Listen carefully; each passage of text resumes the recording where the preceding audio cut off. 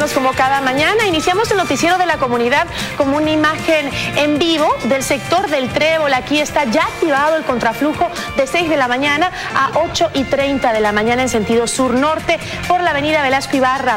Quito tiene una temperatura de 10 grados centígrados y se espera presencia de lluvia por la tarde. Vamos a mantener el mismo clima que hemos tenido durante toda la semana, un poquito de sol al mediodía y luego pues una fuerte lluvia en tarde y noche.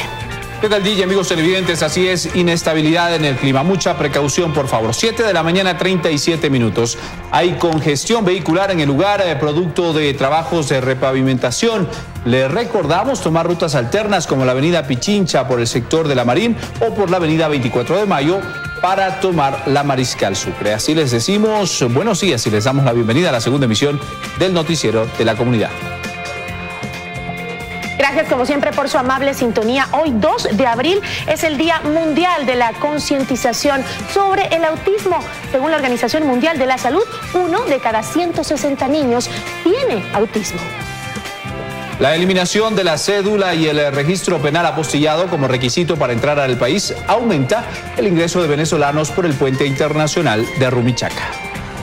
Diana Salazar es la nueva fiscal general del Estado. El Consejo de Participación Ciudadana Transitorio la eligió por unanimidad.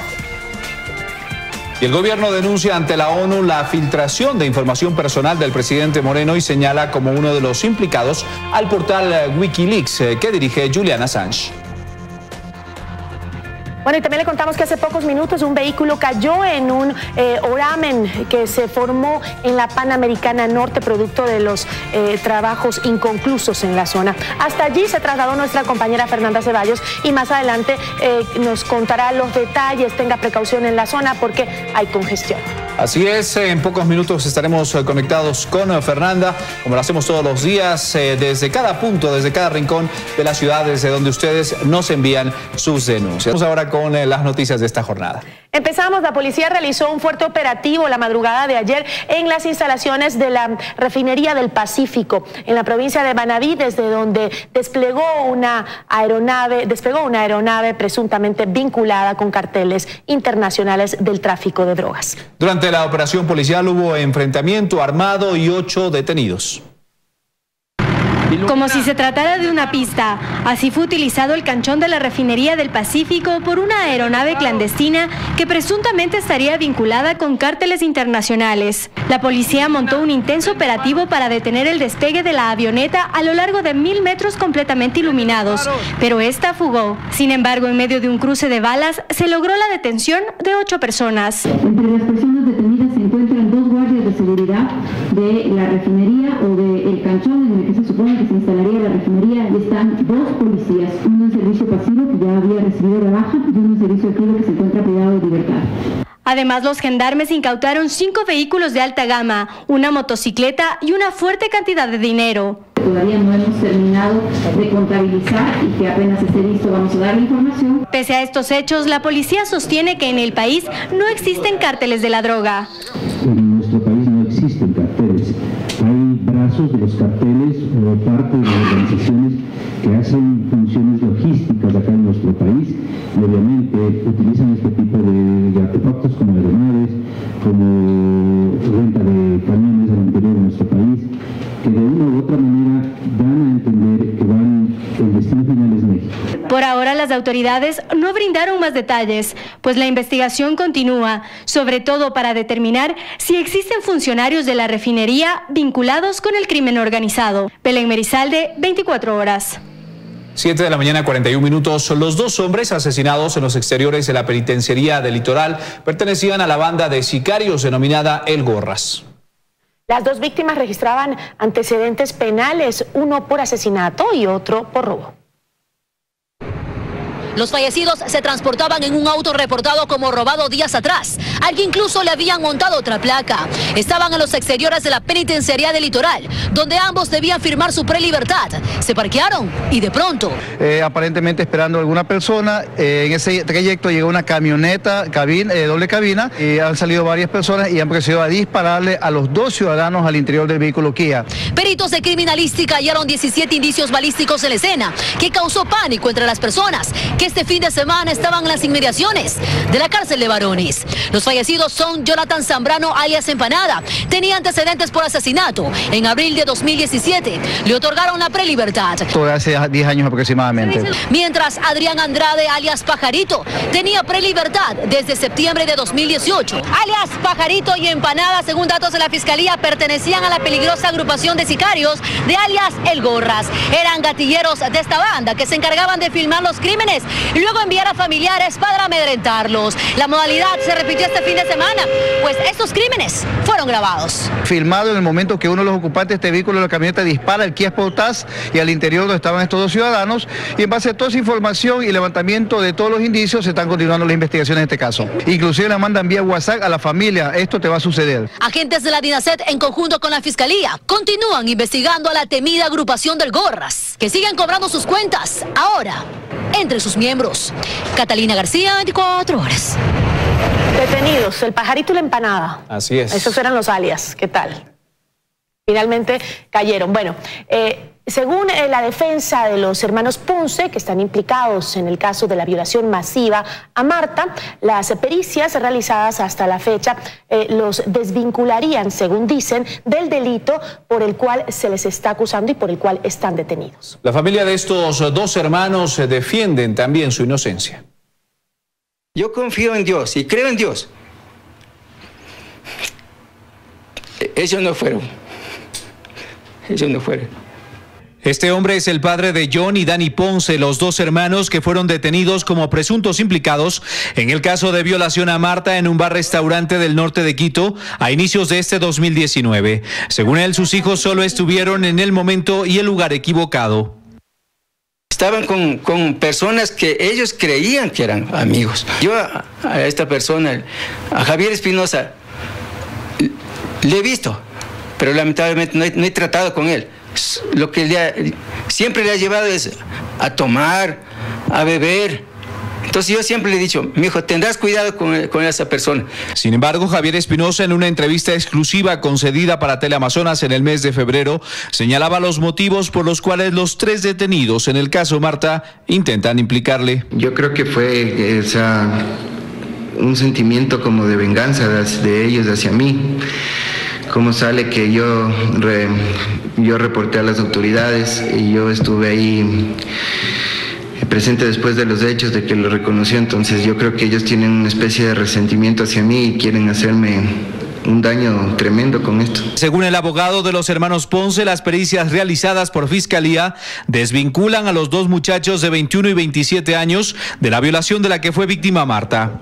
La pericia de audio y video realizada dentro del proceso establece con toda claridad que interactúan en esa presunta agresión a Marta. Una mujer es la que interactúa ahí y una cuarta voz también que no está identificada y que no corresponde a ninguno de los procesados. Inicialmente, cuando el caso se hizo público, se conoció que la violación se realizó incluso con algunos objetos. A pesar de esto, Román señala que las pericias de ADN realizadas sobre perfiles genéticos a los procesados John y Dani no coinciden. Se tomó varias pruebas, pero concretamente la prueba que tiene relevancia para vincular o desvincular del hecho en torno a la presunta violación, en este caso es perfiles genéticos establecidos sobre muestras de fluidos vaginales y anales tomados a la presunta víctima. En estas muestras no coincide, no hay perfiles genéticos de los procesados. Así también en el examen de toxicología a sus defendidos para determinar el nivel de alcohol en sangre, Fiscalía no les tomó muestras de sangre el día de los hechos, sino un mes más tarde. Gravísima omisión de Fiscalía y del juez.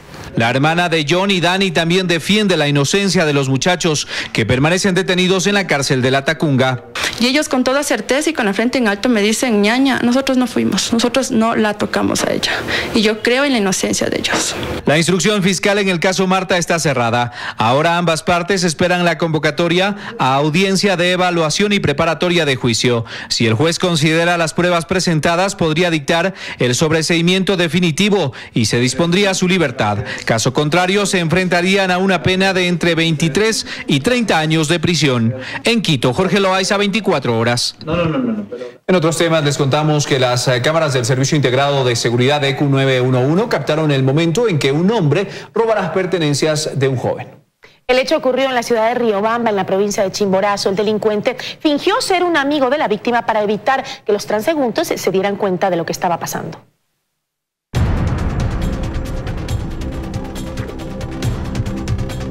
Lo que parecía una conversación entre dos amigos se trataba del momento en que un sujeto roba las pertenencias de un joven. El hecho ocurrió en el sector de la Condamine en Riobamba, en la provincia de Chimborazo. En cuestión de segundos, el sospechoso revisa los bolsillos de la víctima, sacando algunas de sus pertenencias. Sin embargo, al percatarse de la presencia policial que fue alertada del robo por los operadores del Servicio Integrado de Seguridad, ECU 911 le da un abrazo intentando engañar a los gendarmes, pero no lo logra. Al lugar acudieron agentes de la policía en 2 patrulleros y 5 motocicletas. Tras interceptar al sospechoso, la policía lo llevó al centro de detención de contraventores y el material del ECU 911 fue enviado a la Fiscalía para el respectivo proceso legal. Fernanda Ceballos, 24 horas. 7 de la mañana con 40 minutos. El ingreso de venezolanos a Ecuador aumenta nuevamente por el puente internacional de Rumichaca. Los migrantes que desean ingresar al país ya no necesitan de la cédula ni tampoco del registro penal apostillado. El panorama cambia nuevamente en Rumichaca con la afluencia de venezolanos que aumenta de a poco, desde la eliminación del apostillado de cédula y antecedentes penales para ingresar al país. Me vine con el riesgo de que me pidieran los papeles apostillados, pero al entrar aquí, gracias a Dios, solo me pidieron el pasaporte y me sellaron, todo eso. Es que la Corte Constitucional aceptó la medida cautelar el 27 de marzo, cuya notificación fue aceptada por el Ministerio del Interior, facilitando nuevamente el ingreso de los migrantes llaneros por los puntos fronterizos del país. Bueno, ya por ahora ya no los están pidiendo. Todo bien, podemos pasar con la cédula. Y reconocen además que con la medida terminan las estafas y riesgos que vivían a diario, tratando de ingresar ilegalmente. Pura montaña, tienes que pasar el río y eso es complicado para los niños, las niñas, las señoras que tienen niños, eso se les hace complicado. Es que con o sin restricciones, la migración es imparable. Cada día emigran más personas y seguirán emigrando día a día. Ese es el pan de cada día en nuestro país. Nuevamente se evidencian las peregrinaciones por las vías de quienes no cuentan con recursos y prefieren quedarse en el país, mientras otros hacen uso del corredor humanitario hacia Huaquillas para su paso a Perú. En Rumichaca, Jairo Jacome Ortega, 24 horas.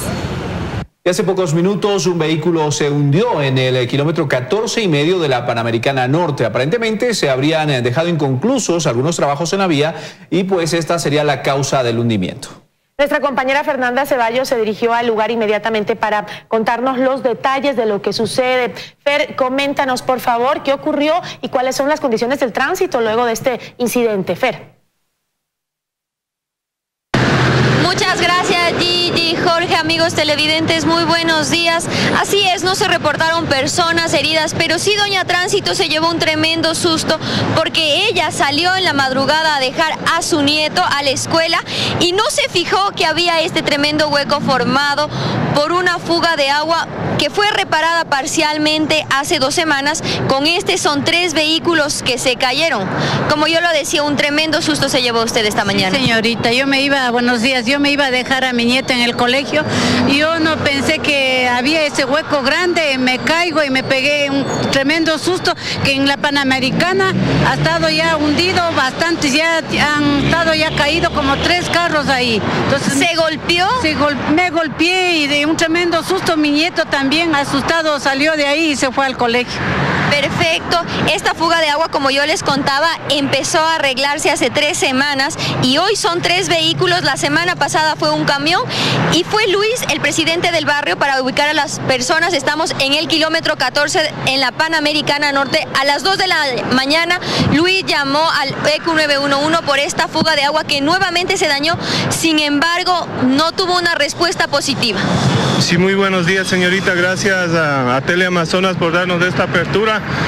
Quisiera que haya una solución definitiva en este problema de tubería, que es una tubería matriz grande que transporta el agua de tanque a tanque.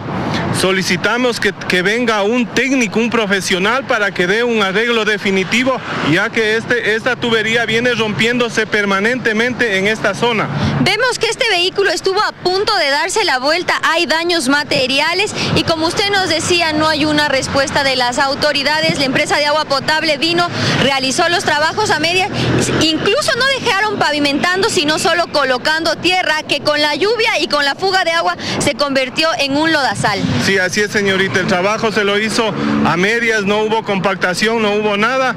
Entonces la rotura de nuevamente los empaques ha provocado esto. A las 2:45 de la mañana reporté al 911, no tuve respuesta.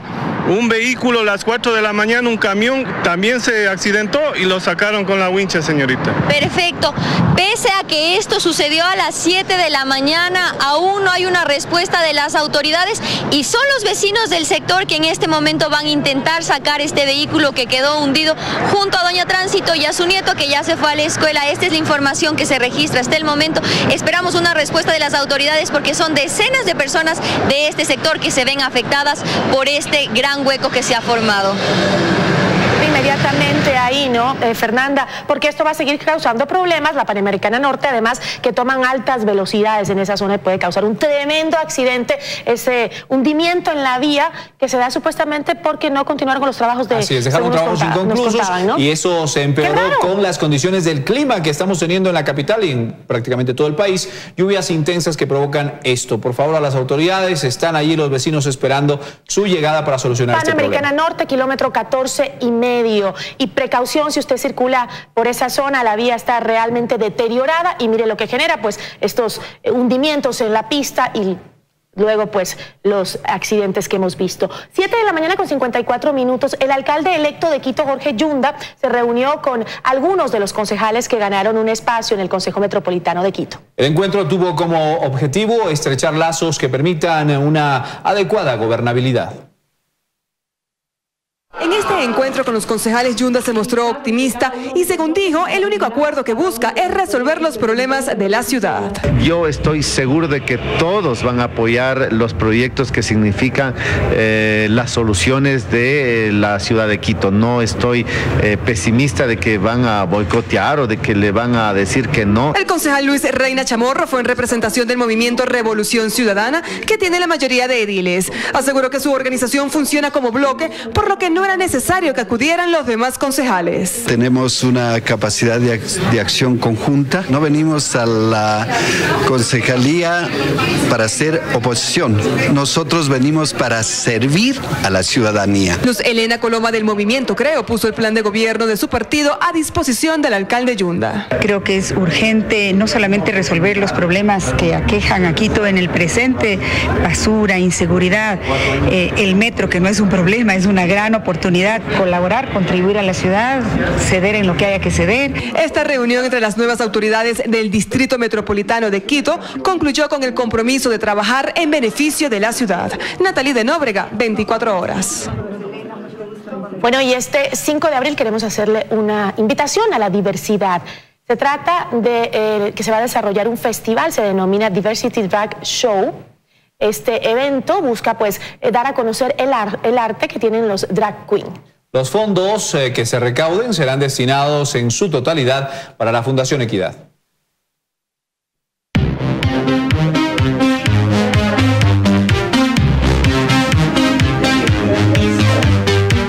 Transformarse les toma alrededor de 3 horas. Es que maquillarse, colocarse pestañas y escoger el mejor atuendo no es tarea fácil para ningún drag queen.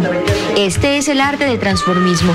Hombres que se disfrazan de mujeres, exagerando los adornos y actitudes tradicionalmente ligados a lo femenino, peinados, gestos y vestuario. Es una sensación distinta, sientes que es tu parte escondida, tu parte de tu feminidad que está en tu cuerpo, que por muchas cuestiones sociales fue reprimido. Ella es Dakota. Su personaje busca mostrar la fortaleza y la sensualidad de la mujer. A través de este personaje yo puedo llegar a la gente, puedo llegar a decirle, soy así, existo, soy un humano más, también siento, también estoy en una sociedad la cual me hace a un lado. Y él, cuando no se transforma, es Diego, quien dice que su personaje le brinda seguridad. Súper poderosa. Todo lo que Diego no puede ser, puede ser Bella. Este 5 de abril en el Teatro Calderón de la Barca, 11 transformistas de híbridas plataforma drag se presentarán en el Diversity Drag Show. Nuestros artistas van a presentar una obra que se trata de un museo de drag queens, de cómo ser una drag queen, de los diferentes estilos, de los diferentes géneros del drag queen. Evento que busca que este arte sea valorado, enviando un mensaje de tolerancia y respeto hacia las comunidades LGBTI. El drag lo que se quiere expresar es básicamente romper las estructuras, la normativa social y política que existe en diferentes partes del mundo. Entonces lo que nosotros hacemos es romper esos estereotipos. Según cuentan sus participantes, será un show imperdible donde habrá música, baile y teatro. Los fondos recaudados serán destinados a la Fundación Equidad. Si desea adquirir sus entradas, puede comunicarse al celular 0994 80 88 99. Fernanda Ceballos, 24 horas. Seguimos informando en 24 horas. El país tiene nueva fiscal general del Estado. El Consejo de Participación Ciudadana Transitorio designó por unanimidad a Diana Salazar luego de que se desechara la única impugnación que se presentó en su contra por falta de sustento. La actual directora de la Unidad de Análisis Financiero y Económico, Diana Salazar, fue designada por unanimidad como la nueva fiscal general, al ser la mejor puntuada del concurso y porque se desechó la única impugnación que se presentó en su contra. Ha sido designada como fiscal general del Estado la doctora Lady Diana Salazar Méndez, señor presidente. Los otros dos postulantes, el juez nacional Mer Benavides y el fiscal de Pichincha Javier Bosques, quedaron fuera del concurso por falta de probidad notoria, luego que se aceptara una impugnación a cada uno en su contra. Ella es la autoridad designada conforme a la Constitución y a la ley, efectivamente es una autoridad definitiva que debe cumplir el periodo prescrito. Así las cosas, Diana Salazar quedó sola y firme para acceder al cargo de fiscal general, pues los otros dos postulantes de los 5 finalistas tienen mucho menor puntaje producto del concurso. Y yo creo que el hecho de que haya estado, digamos, en un cargo público y hoy que se haya designado fiscal general a la doctora Salazar, no quiere decir que haya, digamos, ningún tipo de vinculación, de tal manera de que nosotros al menos pensamos, personalmente creo que ella va a desempeñar el cargo de la manera totalmente independiente como debe ser. Tras la designación del Consejo de Participación Transitorio, se oficiará a la Asamblea Nacional para la posesión de Diana Salazar como la nueva fiscal general, a cuyo cargo pasarán la mayoría de casos de corrupción de altas autoridades del gobierno anterior. Los casos Odebrecht, Petroecuador y demás que involucran a funcionarios con fuero. En Quito, Freddy Paredes, 24 horas. Antes de dejar su cargo como fiscal general encargada, Ruth Palacios inició una indagación previa por el uso de los aviones presidenciales. Sin embargo, existen casos represados hace meses que siguen en análisis y en los que no se ha podido iniciar una investigación, según Palacios. Fue quizá la última rueda de prensa de Ruth Palacios como fiscal general encargada. Allí dijo que no ha actuado bajo presiones de ningún tipo y que está lista a entregar el cargo al cual no se aferra. He actuado conforme la Constitución y la ley, y lo repito, para que quede claro, no tengo tendencia política, nunca la he tenido. y mi trabajo o mi reacción ante cada evento que ha convocado Fiscalía ha sido única y exclusivamente en base a la ley. Sin embargo, no precisó cifras de las denuncias penales e informes de Contraloría con indicios de responsabilidad penal sobre los que ha iniciado una investigación y sobre los que no lo ha hecho. En uno que otro hemos podido avanzar, la mayoría queda en investigación penal para que la nueva autoridad disponga lo que corresponde. Tampoco quiso precisar los avances en las investigaciones, argumentando que están en reserva por encontrarse en indagación previa, pero informó que este lunes inició una nueva indagación previa. En contra de la anterior administración, que es de los aviones presidenciales, estamos en investigación en todos. Lastimosamente son IRPs que recién nos llegan, por ejemplo que iniciamos hoy la investigación. En Quito, Freddy Paredes, 24 horas. El vicepresidente Otto Sonnenholzner aseguró que el gobierno no teme a la investigación en torno a cuentas offshore presuntamente vinculadas con el presidente Moreno y desestimó rumores desestabilizadores impulsados desde la oposición. Esos rumores desestabilizadores yo sí le pido a la gente seria que sencillamente no les haga caso. Yo tengo aquí más de 100 días y ya en teoría me he quedado unas 10 veces de presidente, o sea que eso lo que demuestra es que son mentiras nada más. Se refiere a los rumores empujados en redes sociales por la oposición, en los que se asegura que en Carondelet existe desesperación y que Moreno estaría por dejar el cargo, luego de la indagación previa abierta en Fiscalía por el llamado caso INA Papers, presuntamente vinculado al presidente de la República. El segundo mandatario asegura que los señalamientos de la oposición no preocupan al Ejecutivo. El gobierno nunca se va a poner a que se investigue nada, no tenemos ninguna preocupación al respecto. Estas declaraciones las emitió en el marco del lanzamiento del Plan Económico Productivo Post-Invernal. Al evento también asistió el ministro de Agricultura Javier Lasso, así como los titulares de la Corporación Financiera Nacional y Banecuador, quienes han aperturado procesos de refinanciación de deudas, reajuste de tasas y la apertura de créditos para cerca de 3.188 agricultores que se han visto afectados por el invierno. Para refinanciar las obligaciones que existen dentro del banco, con una tasa preferencial del 8.90, con un periodo de gracia atado al mismo tiempo que se declare la emergencia en cada una de estas zonas. A nivel nacional se contabilizan 25.800 hectáreas de afectaciones parciales y 7.600 con afectaciones totales, dejando pérdidas solo en el sector agropecuario de $34.200.000. En diferentes provincias, principalmente en Los Ríos, en Manabí y Guayas. En cuanto a infraestructura pública, en la que se incluyen carreteras, centros de salud y planteles educativos, se proyectan afectaciones por encima de los $90 millones. La gran mayoría van a estar recuperados para el inicio de clases en región costa. Y la infraestructura hospitalaria está bien, son daños menores que no afectan su operatividad, pero que sin embargo hay que contabilizarlo dentro del gasto. En Guayaquil, Carlos Acoto, 24 horas. Y el gobierno presentó una denuncia ante el relator especial de las Naciones Unidas sobre el derecho a la privacidad. Esto tiene que ver con la filtración de información privada del presidente Lenín Moreno. En la denuncia se informó como posibles autores y cómplices a personeros de los portales de internet que han pirateado los datos personales del primer mandatario y organizaciones como Wikileaks de Julian Assange que difundieron dichos contenidos. El canciller José Valencia hizo el pedido al relator especial, además de medidas urgentes para proteger el derecho a la privacidad del presidente Lenín Moreno y de su familia. Mientras tanto, la Comisión de Fiscalización de la Asamblea Nacional, en medio de una atropellada sesión, resolvió llamar a los periodistas que realizaron el reportaje sobre los supuestos vínculos de Moreno y su familia con una empresa offshore. Corre el tiempo para que la Comisión de Fiscalización elabore el informe sobre el reportaje publicado en un portal web que relaciona a Moreno y una empresa en paraísos fiscales.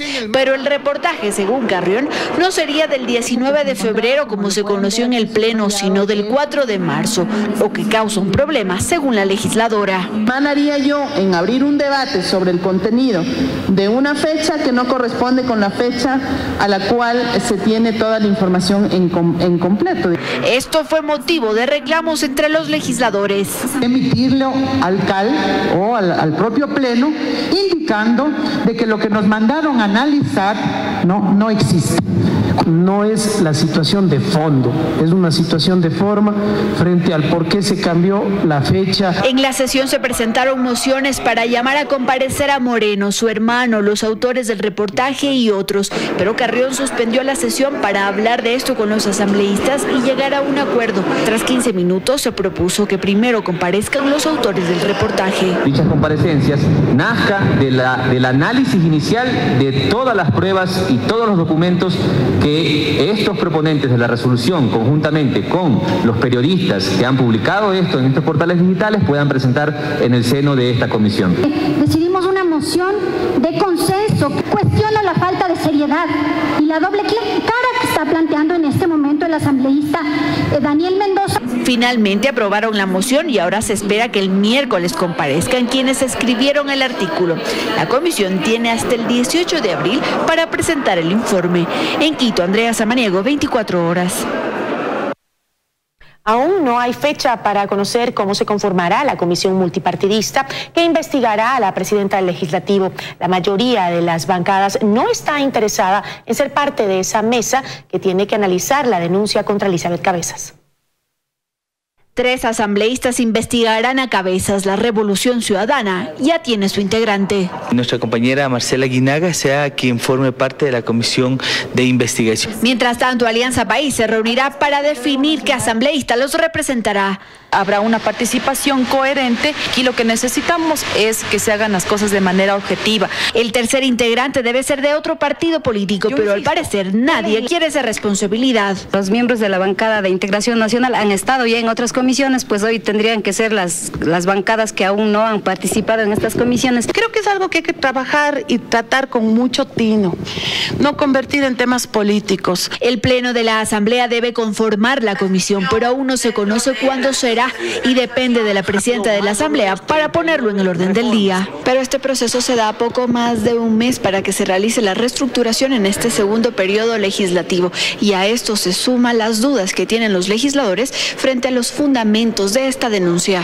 sobre todo por el tema del audio. Una investigación que está siendo basada en una prueba ilegal. La parte acusadora, la que tenga que demostrar si realmente aquí la configuración de una causal de destitución o es un intento a río revuelto por venganzas entre excompadres y excomadres que quieren generar caos. Elizabeth Cabezas es la 4ª asambleísta en ser denunciada al interior del legislativo. 3 de ellas fueron destituidas. En Quito, Andrea Samaniego, 24 horas. Jueza dicta prisión preventiva en contra del primo del ex vicepresidente Jorge Glass, Ricardo Rivera Hijo, como presunto autor de peculado por la contratación de televisión satelital para la transmisión de la visita oficial del Papa Francisco al país. Rivera está fuera del país desde julio de 2017. De esta forma demostró su satisfacción el ex subsecretario de Medios Galo Pacheco al salir de la audiencia de formulación de cargos contra él y contra el gerente de televisión satelital y primo del ex vicepresidente Jorge Glass, Ricardo Rivera. Celebra que la jueza haya dictado como medida cautelar la prohibición de salida del país y no la prisión preventiva que Fiscalía pidió para ambos. Para Rivera sí fue concedida. Con la tranquilidad de que voy a poder defenderme en libertad. Durante la audiencia, el fiscal Juan Carlos Zúñiga expuso 27 elementos de convicción, entre ellos un informe de responsabilidad penal de Contraloría en el que se expone que para la transmisión de la visita oficial del Papa en julio de 2015, la SECOM contrató 2 unidades móviles de televisión satelital por un valor de $86.900. Se hizo a través de un convenio de pago. Eso se tenía que haber hecho un proceso de contratación donde se demuestre que transparencia, proveedores, precios, algo. Entonces se direccionó a criterio de Fiscalía para que se contrate directamente con televisión satelital. Demostrar un perjuicio sería, en el hipotético no consentido, que se le haya pagado en vano, que se le haya pagado sin prestar un servicio. Y aunque la defensa de Rivera alegó que en julio de 2015 su defendido aún no era gerente de televisión satelital, según el fiscal todo se comprobará con documentación. Esto constituye una persecución sistemática hacia la familia Rivera. Él no tuvo parte en la negociación con la SECOM. Desde las reuniones previas que se establecieron, él estaba como gerente. Ricardo Rivera salió del país con destino a Florida, Estados Unidos, en julio de 2017. Por tal razón, se solicitará cooperación internacional para su rastreo y posterior captura. En Quito, Daniela Valencia, 24 horas. 20 de las 24 provincias del país concluyeron el escrutinio tras el proceso electoral. Ahora resta el proceso de notificación de resultados para que los sujetos políticos presenten recursos. Finalmente, asisten ahora las juntas electorales en la mayoría de provincias donde concluyó ya el escrutinio oficial. En total son 20. Únicamente faltan, como lo explica el consejero Luis Verde Soto, Guayas al 93%, Manabí al 90,26%, Esmeraldas, que está en el 97,54%, y Los Ríos 97,90%. Son muy altos y yo entiendo que podrán terminar en el transcurso del día de hoy y mañana. Nos habla con certeza de que en el país hay una vocación de terminar esta fase. Pichincha ya culminó el 100% de procesamiento de actas.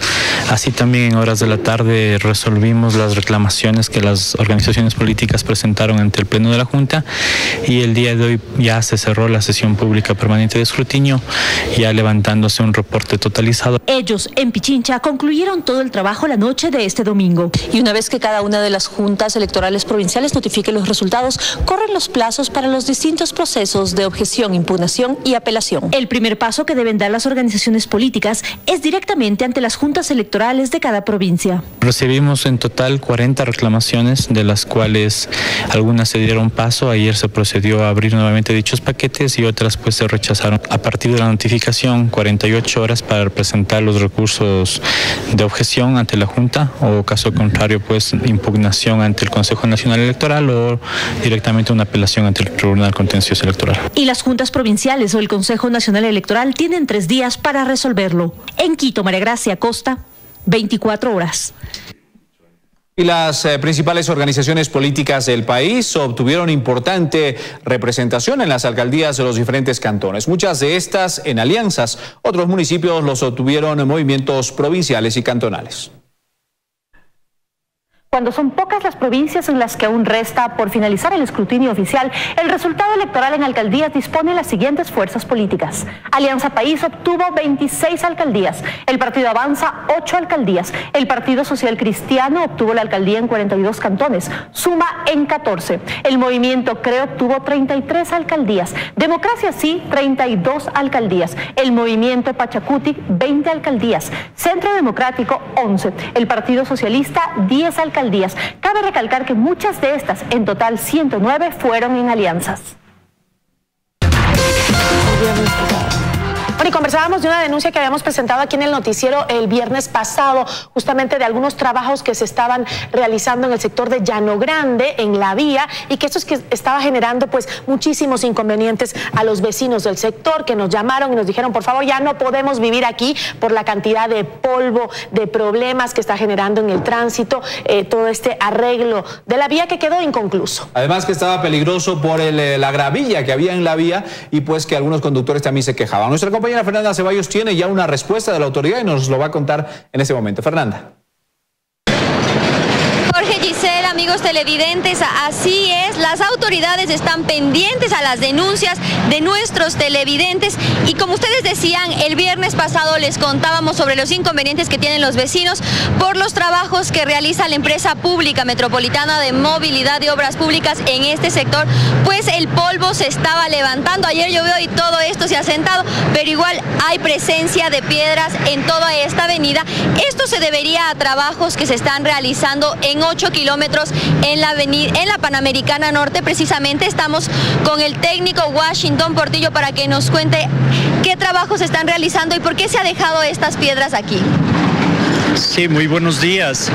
La empresa metropolitana de obras públicas ha iniciado hace algún tiempo atrás trabajos de mantenimiento de la avenida Panamericana Norte desde el ingreso a Carapungo hasta el ingreso a Calderón. Trabajos en los cuales nosotros hemos tenido que iniciar con un doble tratamiento superficial bituminoso, que a lo mejor tal vez por problemas del tiempo, por problemas de la velocidad de los vehículos, se ha disgregado y ha ocasionado una serie de polvo que continuamente nosotros hemos venido barriendo, agilitando los trabajos de repavimentación también. Los vecinos dicen que en esta zona precisamente no se ha realizado barrido. Incluso vemos por este lado que hay una alcantarilla que está llena de piedras, que cualquier momento en estos días que llueve puede explotar y puede inundarse toda esta calle. Es por eso que luego de esta denuncia se han comprometido a realizar barridos precisamente en esta zona, en la de Llano Grande, hasta que continúen los trabajos en la parte norte. Como le indicaba anteriormente, nosotros vamos a continuar haciendo la limpieza de los sumideros, pero continuar con los trabajos de repavimentación para aproximadamente en 15 días terminar con los trabajos en la Panamericana Norte. Esta obra son alrededor de 8 kilómetros, como decía, y tiene una inversión de $1 millón. Así es, justamente nosotros tenemos un horario y un tiempo máximo para la entrega, es decir, en ningún momento han quedado abandonados los trabajos. Lamentablemente, trabajos de limpieza se los viene realizando conjuntamente con los trabajos de repavimentación, pero en el caso de existir, como el momento en el sitio en que nos encontramos, nosotros vamos a realizar la limpieza para evitar problemas futuros con la lluvia. Listo, perfecto, muchísimas gracias. Son varios los inconvenientes que se registraron debido a la presencia de estas piedras. Se rompieron parabrisas, los locales comerciales, que son alrededor de 15 en este sector, lucen llenos de polvo. Y también está con nosotros Cristian, quien fue la persona que hizo la denuncia, un poco ya conformes con estas declaraciones de las autoridades. Bueno, no tan conformes, lo que esperamos realmente es una solución tácita ya, porque una solución parche como la que nos están ofreciendo, realmente lo único que hace es quedarnos un poco más de incertidumbre. Nosotros hacemos un llamado a las autoridades y gracias a ustedes por ayudarnos con esta situación, pero sí queremos pedirles a autoridades que sean más concretas en solucionarnos esto en el menor tiempo posible. Perfecto, muchas gracias. En 15 días se estarían terminando los trabajos en los 8 kilómetros aquí en la Panamericana Norte, que iniciaron hace 3 meses. Como dicen las autoridades, no es que estuvieron parados de estos trabajos, sino que se realizan por zonas.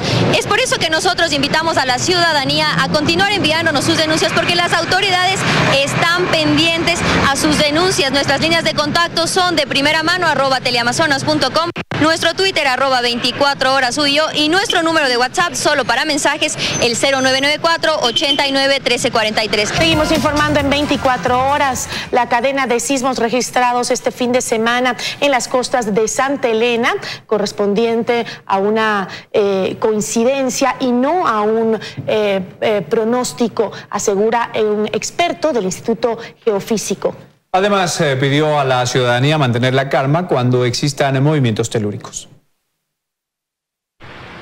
Que no hay razón para alarmarse, considera el experto. Sandro Vaca, sismólogo del Instituto Geofísico, explica que en Ecuador todos los días se registran movimientos telúricos, pero que son de mínima magnitud, por lo que no son sentidos por la población. Y califica lo que ha ocurrido últimamente, el que hayan habido varios sismos seguidos de mayor intensidad, como una casualidad. Las fuentes sísmicas se manejan con ciclos. Estos ciclos empiezan con la acumulación de energía elástica y en un momento determinado se producen estos terremotos. Lo que podemos estar hablando es de coincidencias en el tiempo de generación de estos eventos sísmicos. El sismólogo reconoce que la costa es la zona más susceptible a la generación de esta clase de movimientos telúricos, los de magnitudes importantes. Y también con una recurrencia más elevada, podríamos decirlo así. Sería la explicación científica de lo que pasó la madrugada y mañana de este domingo en las provincias de Santa Elena y Guayas, en donde los fuertes y seguidos temblores causaron afectaciones en las viviendas de comunas como Palmar y San Pedro, localizadas en la ruta del Espóndilus. Incluso estuvieron horas sin servicio eléctrico. El primer susto bajamos y después vino el siguiente, fue despacito, y el tercer sismo ahí derrumbó toda la casa aquí. Allí los relatos que quedan son de pánico. Ver a los niños que lloraban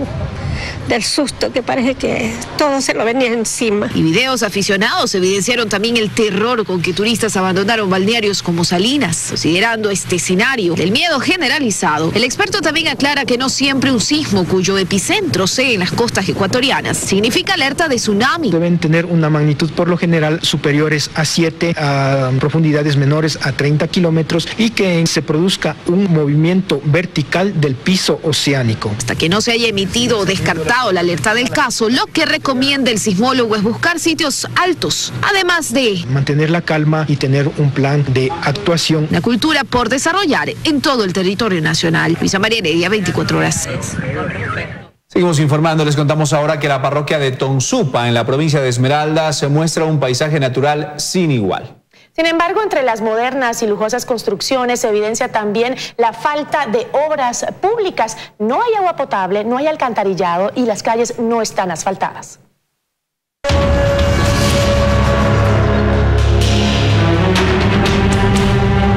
El lodo y charcos de agua que se hace cuando llueve en Tonsupa impide la movilización normal de los habitantes de este sector, donde se ubica la mayor inversión inmobiliaria del cantón Atacames en la provincia de Esmeraldas. Por aquí porque transita bastante turista cuando hay. Y ese es el problema de los turistas que dicen que las calles están dañadas, los carros se dañan. Mucho hueco y con las lluvias se ha ido dañando más y ahorita cuando llueve no se puede ni pasar porque los carros patinan ahí. Luego del terremoto de 2016 y sus réplicas, esta zona del sur de la provincia verde registró fuertes daños. Notoriamente se veía la afectación de edificios, el colapso estructural de casas, departamentos e inmuebles. Ha faltado planificación por parte de las autoridades seccionales, ya sea parroquiales o cantonales, para que ese crecimiento sea ordenado y que tenga los resultados positivos. Luego de la inversión privada se ve altos y modernos edificios, conjuntos habitacionales y condominios. Según los inversionistas, en los últimos años la inversión en Tonsupa supera los $500 millones. Contamos con uno de los edificios más altos de la costa ecuatoriana, 30 pisos, pero sí necesitamos del apoyo de las autoridades para que el acceso a este sector sea mejorado. Pero los pobladores creen que pese a la inversión privada, el problema no solo es el lodo en el invierno, sino también la falta de otros servicios básicos. Servicios básicos no tenemos ninguno. No tenemos alcantarillado, no tenemos aceras y bordillos, no tenemos pavimentación, no tenemos alcantarillado, no tenemos agua potable, el servicio de energía eléctrica a veces falla cuando tenemos temporada. Pese a no contar con agua potable y alcantarillado, Tonsupa es una zona netamente turística debido a su clima y la vista paisajística. Recibimos a turistas internacionales, o sea, tenemos aquí, inclusive en el edificio tenemos mucha gente que tiene sus departamentos vacacionales y que vienen acá porque realmente es un paraíso. Esmeralda, del contraste verde que tiene con el mar, es una maravilla. Ante la falta de agua potable, la mayoría de las construcciones cuenta con cisterna propia y otros se abastecen de tanqueros. Esperan que con las próximas autoridades se pueda permitir un crecimiento paralelo entre la inversión privada y la ejecución de proyectos de las autoridades. Helen Quiñones, 24 horas. Qué pena ver a Esmeraldas en ese estado. Bueno, a continuación le queremos contar una historia bastante triste. Petrona, una mujer de la tercera edad, busca a su hija, de quien no sabe nada desde hace cerca de 44 años. María Rosario Narváez Gualoto tendría ahora 53 años y su progenitora espera que alguien pueda darle alguna pista de su ubicación. Por estas calles que antes eran solo caminos rurales fue la última vez que vieron a María Rosario cuando iba a la escuela. Luego de 44 años, el dolor de su madre por no saber dónde está su hija sigue intacto. Que me acuerdo, a veces lloro, digo, ¿qué será? ¿Será muerta? ¿Será viva? ¿Qué será de mi hija? La hija de doña Petrona desapareció un día y nunca más volvió. Durante años viajó a otros pueblos, ciudades, pegó afiches, puso denuncias, pero nadie le dio una respuesta. Hice papelitos, busqué y ya no se dio nada, no me avisaron. La mujer de 88 años guarda el único recuerdo físico de su hija, es esta fotografía. Sí tengo mi corazón. Digo, si hubiera muerto, le hubiera enterrado, siquiera hubiera dicho, se murió y la enterré. Y más como ya se perdió y qué más tocaba. La hija desaparecida corresponde a los nombres de María Rosario Narváez Gualoto. Ahora tendría 53 años. Mi mamá salía con mi papá, como usted sabe que aquí no había carros, no había ni calles, nada. ¿Cómo sabrían irse de ellos? No, pero decían que han sacado en la prensa, que le buscaban, que le mandaban donde unos arqueólogos, que esos arqueólogos le decían la verdad, le encontraban, le decían que le daban el encuentro, donde se... Pero no fue verdad. Su familia sigue viviendo en el barrio La Dolorosa, en Llano Chico, al norte de la capital. Por si Chayito, como le decían, regresa. Era de 9 añitos. ¿Cómo era? Ella era delgadita, era con el pelito medio larguito. Como que ustedes saben que igual no éramos todo bien, esas veces sabíamos estar medias despeinaditas y todo eso. Si usted conoce el paradero de María del Rosario, comuníquese a los números telefónicos 099-9382-781. Helen Quiñones, 24 horas. Y hoy, 2 de abril, es el Día Mundial de Concienciación sobre el Autismo. Según la Organización Mundial de la Salud, 1 de cada 160 niños tiene autismo y sus síntomas suelen comenzar en la infancia y persistir hasta la adolescencia. El autismo es un trastorno de origen neurobiológico que afecta a la configuración del sistema nervioso y al funcionamiento cerebral, dando lugar a dificultades en 2 áreas principalmente: la comunicación e interacción social y la flexibilidad del pensamiento y de la conducta. El jueves, en nuestro segmento de Salud Vive Bien, estaremos ampliando este tema sobre el autismo. Y también hoy, 2 de abril, se celebra el Día del Cuento y de la Lectura Infantil, y aprovechamos esta fecha para recordarles a los padres la importancia de inculcar en los niños el hábito de la lectura. Pues leer les permite mejorar su lenguaje, desarrollar la capacidad de concentración, la memoria y también estimular la imaginación.